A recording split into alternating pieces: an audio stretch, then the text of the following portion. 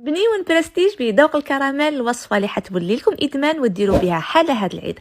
ارواحوا معايا نديروه كيف يجيكم بزاف بنين، وردوا بالكم راح يخلص في دقيقته. كل مقادير تلقاوها مكتوبه بالتفصيل اسفل الفيديو. تبعوا معايا. الحاجه الاولى نسبق ندوب الشوكولا، رايحه نستعمل الشوكولا البيضاء ندوبها في حمام مائي، من بعد نزيد لها منكه الكراميل، وراح نستعمل معكم هاد القوالب تاع السيليكون اللي راهم دايرين. نطليهم مليح بالشوكولا ونخليهم في الثلاجه واحد 5 دقائق. ومن جهه نخلط كيلو مكسرات محمصين ومرحيين مع كيلو فريتين، كيلو غوفريت وكيلو بسكوي مرحي وزوج مغارف كاكاو. من الافضل تستعملوا الكاكاو البني، ونزيد لهم رشه ملح ونضمهم بالحليب المركز مع الطاملي، راح يمد لكم ذوق رائع للبنيون. ونزيد لهم غرفه كريمه البندق ونضمها تحصلوا على عجينه بهذا القوام. نعاود نجيب قالب السيليكون ديالي بعد ما نشفت الشوكولا ونعمرهم بالكراميل الداكن من عند طاملي. شوفوا قبل ما تستعملوه ذوبوه في حمام مائي، من بعد تحصلوا على هذا القوام. اذا ما كانش عندكم لابوش حطوا عبر مغرفه صغيره في قلب كل حبه، من بعد نغطيه كامل بالعجينه ونسقمهم مليح ونخليهم يشدوا روحهم واحد 5 دقائق ونحيهم. وما تخافوش راح يتنحاو معكم بكل سهوله. وشوفوا لي النتيجه. ولحقنا المرحله الاخيره وانا رايحه نزيد لهم الكراميل من الفوق في قلب كل حبه،